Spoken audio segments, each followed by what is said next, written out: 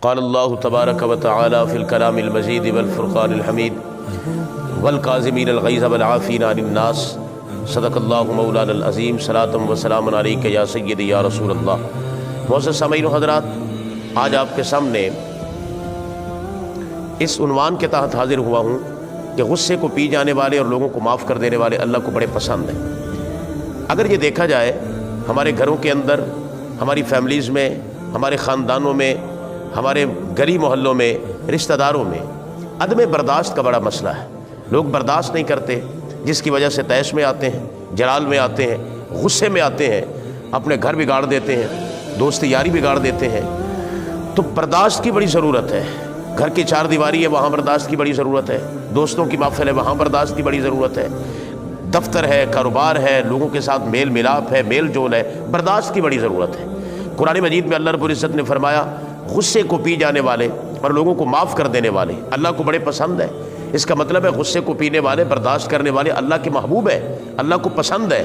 تو آئیے ہم اللہ کے حبیب صلی اللہ علیہ وسلم، حضور خاتم المرسلین، خاتم النبیین، خاتم الانبیاء، جناب سیدنا حضرت امام الانبیاء حضرت محمد مصطفیٰ صلی اللہ علیہ وسلم آپ کی سیرت مطہرہ کو دیکھیں۔ مکہ والوں نے آپ کو تنگ کیا، مکہ والوں نے آپ کے رستے میں کانٹے بچھائے، مکہ والوں نے آپ کو کاہن کہا، مجنو کہا، آپ صلی اللہ علیہ وسلم کو اتنا تنگ کیا کہ سرکار دو عالم صلی اللہ علیہ وسلم کو محبوب ترین شہر مکہ چھوڑنا پڑا۔ نبی علیہ السلام ہجرت فرما کے مدینہ منورہ تشریف لے گئے۔ ایک وقت آیا، تاریخ نے پلٹا کھایا، نبی پاک صلی اللہ علیہ وسلم جب فاتح بن کر مکہ مکرمہ میں داخل ہوئے تو مجھے آپ بتائیے کون سا ایسا فاتح ہے جو جب شہر کے اندر داخل ہو تو عز و نیاز کے ساتھ اس کی گردن جھکی ہو؟ تاریخ بتاتی ہے، تاریخ کے اوراق کھنگال کر دیکھیں آپ، جب آپ فاتح مکہ بن کر مکہ مکرمہ میں داخل ہو رہے تھے، کسوہ اونٹنی کے اوپر آپ سوار تھے، نبی پاک صلی اللہ علیہ وسلم کی ٹھوڑی مبارک آپ کے سینہ مبارک کو ٹچ کر رہی تھی، سینہ مبارک کے ساتھ لگی ہوئی تھی، عز و نیاز کے ساتھ نبی علیہ السلام کا چہرہ مبارک جھکا ہوا تھا، گردن جھکی ہوئی تھی، آنکھوں میں آنسو تھے۔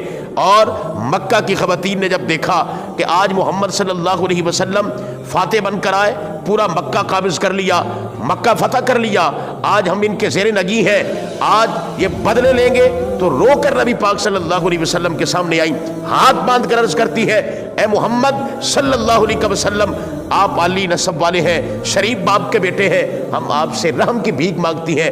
آقا نے روتے ہوئے فرمایا، یہ بتاؤ تمہیں کس نے کہا ہے کہ میں تمہیں مارنے آیا ہوں؟ فرمایا میں تمہیں مارنے نہیں آیا، میں تو تمہیں معاف کرنے آیا ہوں۔ نبی علیہ السلام نے فرمایا جاؤ، سب کے لیے معافی ہے۔ اور حرم پاک میں سین کعبہ میں وہ لوگ آپ کے سامنے کھڑے ہوئے تھے جو حضرت بلال کو کانٹوں پر گھسیٹتے تھے، سرکار دو عالم صلی اللہ علیہ وسلم کو طرح طرح کی اذیتیں دیتے تھے، آج ان کی زبانیں گنگ ہیں، آج وہ منتظر تھے، آج وہ انتظار کر رہے تھے کہ آج پتہ نہیں لب رسول صلی اللہ علیہ وسلم جنبش میں آئیں گے، حرکت میں آئیں گے، ہماری تقدیر کا کیا فیصلہ ہونے والا ہے۔